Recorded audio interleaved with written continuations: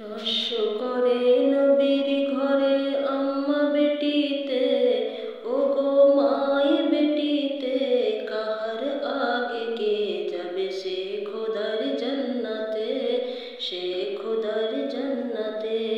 মা আয়েশা কয় ফাতেমাই শোনো জোহরা, আমি জিনার সঙ্গিনী সে আল্লাহর পেয়ারা।